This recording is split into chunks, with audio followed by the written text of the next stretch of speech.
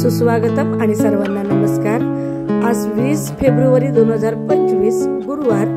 आज तालुकास्तरीय शिक्षक क्षमता वृद्धी प्रशिक्षण 2.0 चा तिसरा दिवस होता आणि आजच्या या तिसऱ्या दिवशी सुद्धा प्रशिक्षण खूप सुंदररित्या पार पडले। अगदी आनंददायी पद्धतीने कृतीयुक्त पद्धतीने पार पडले।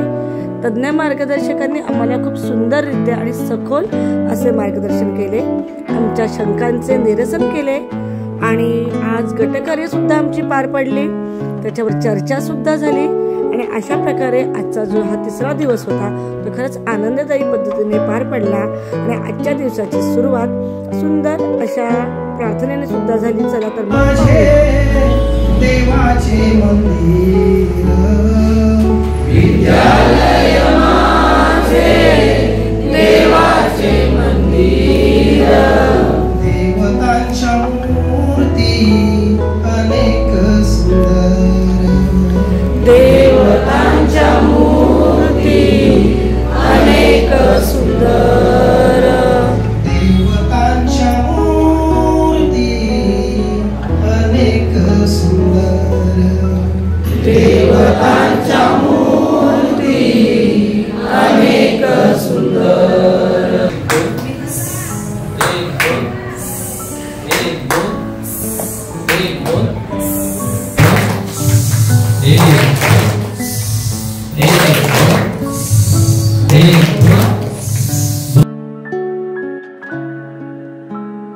शिक्षणाचे लक्ष्य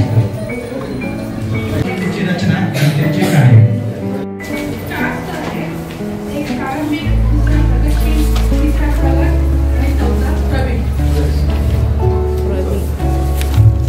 शाळा सुरक्षितता सर्वसमावेशक पडताना सूची, समग्र प्रगती पत्रकाची वैशिष्ट्ये आणि समग्र प्रगती पत्रक गरज व महत्त्व। फॉर्ममध्ये आपण क्षेत्र 6 पैकी त्याच्यामध्ये उपक्षेत्र त्याला 59 आहेत, वाहनात 128 आहेत। क्षेत्र 1 साठी वेटेज आहे 40%, 2 साठी आहे 10%, क्षेत्र 3 साठी आहे 20%, क्षेत्र 4 साठी आहे 10%, क्षेत्र 5 साठी आहे 10% आणि क्षेत्र 6 साठी आहे 10%। म्हणजे विद्यार्थ्यांच्या नोंदी करताना त्या नोंदी फक्त वर्ग शिक्षकांनी न करता सहअध्यायी, पालक आणि इतर शिक्षकांचा त्याच्यात समावेश करा। परिवर्तन करत असताना आंतरराष्ट्रीय क्षमतांचे निराकरण होत असतं यावर चर्चा क्षेत्र 1 मध्ये 12% आहे, अभ्यासक्रम अध्याय क्षेत्र आणि क्षेत्र 1 3 उपक्षेत्र 10%, 5वा 10 आणि 6वा 10%। शालेय नंतर काय काय करायचं गोष्टीचं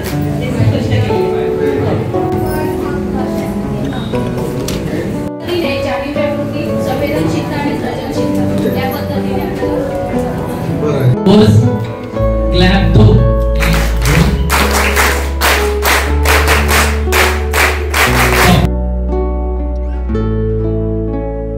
क्षमता कशा निवडायच्या तुम्हाला की निरीक्षण व पद्धतशीरपणे मूल्यांकन करण्यासाठी अध्ययनातून प्राप्त होणारे संपादन।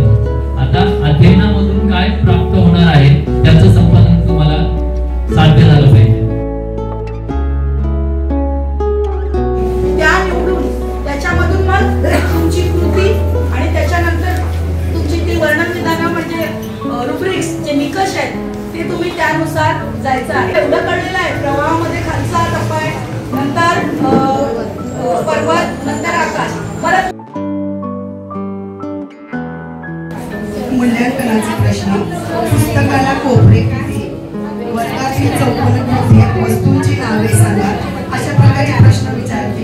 तसेच असे वेगवेगळे आकार दाखवायचे आणि त्यांची नावे विचारते। उदाहरणार्थ त्रिकोण, चौकोन, आयत, वर्तुळ आणि लंगडी मैदानाचा आकार सांगा, अशी नवोत्तरे प्रश्न विचारते। Functions of business management.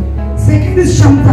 क्षमतामध्ये घेतलंय interest in business and encouragement of students to start business. कृती functions of business management depend on planning, organising, controlling, directing, staffing. मानुसरे शिवाजी महाराज, उदयभान आणि मावळे यांच्या भूमिका देऊन छोट्या नाटकाद्वारे प्रसंग सादर करायला सांगणे। सिंहगडाच्या लढाईचे नाट्यमय पुनर्रचना केल्याने पाठ अधिक प्रभावीपणे समजेल. आहे पहिला प्रश्न आहे की तुम्हाला कोणकोणती फळे आवडतात? ज्या कल्पना असतील त्या कल्पनांची मांडणी शीर्षक, उपशीर्षक, प्रस्तावना, मध्य आणि शेवट अशी रचना करून त्याला त्याची कल्पना मांडता येणे आवश्यक आहे.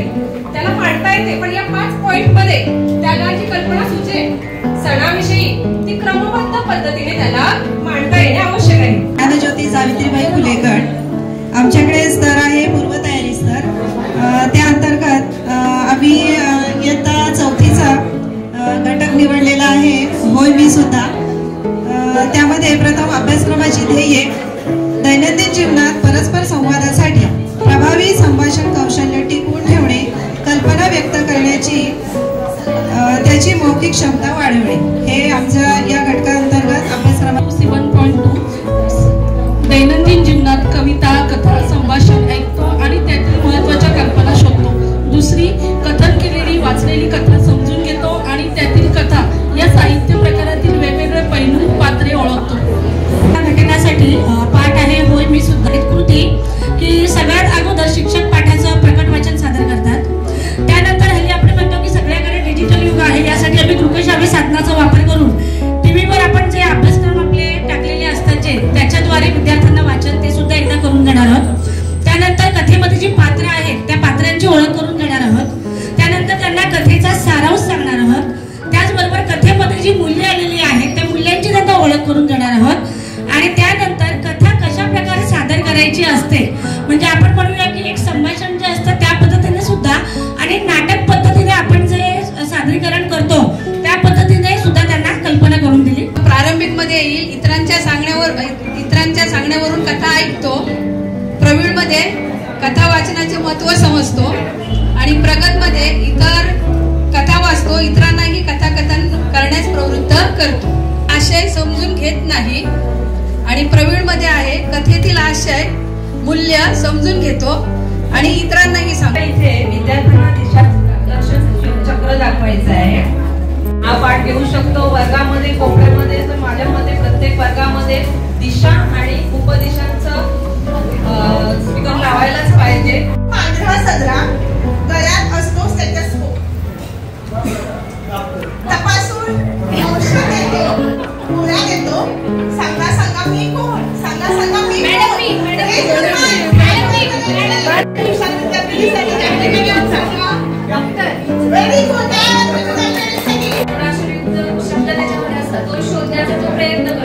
उपस्थितीचे म्हणजे प्रत्येक घटित व उपसर्ग घटित आणि अभ्यस्त या तिन्ही घटकांचे उदाहरण स्वतः तयार करतात.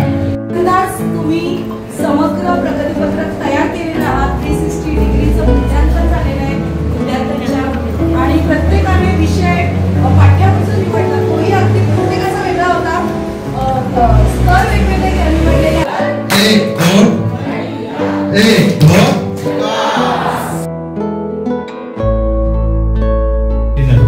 या पद्धतीने प्रत्येक विद्यार्थी त्याच्या गतीने शिकू शकतो आणि त्याची प्रगती साधलेल्या क्षमतांवर आधारित असते. निष्पत्ती आहे इयत्ता 5 साठी बघा. आता इयत्ता 5.01.10 भाषेच्या व्याकरणाचे विविध घटक क्रियापद लिंगवाचक ओळखतात, त्याचा वापर करून लेखन करतात.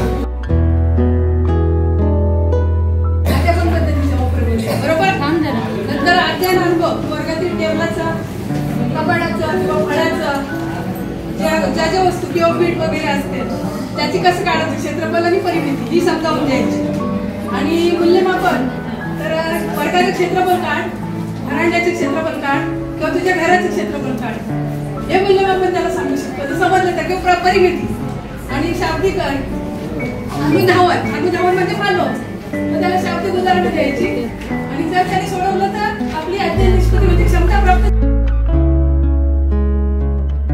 सहसंबंध स्पष्ट करणे. आतापर्यंत जी प्रचलित पद्धती होती ती त्याच्यामध्ये आपण वर्ड यूज करायचो मूल्यमापन, बरोबर की नाही? मूल्यमापन. पण आता एनईपी 2020 मध्ये आपण कोणता शब्द वापरतो मॅडम? मूल्यांकन. क्लिअर? मग ते मूल्यमापन आणि मूल्यांकन यामध्ये सहसंबंध काय आहे किंवा डिफरन्स काय, फरक काय आहे ते सुद्धा बघणार आहोत.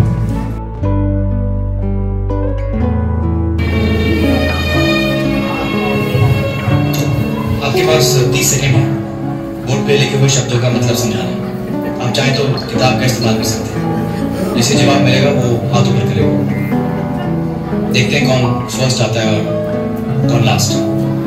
Your time starts now.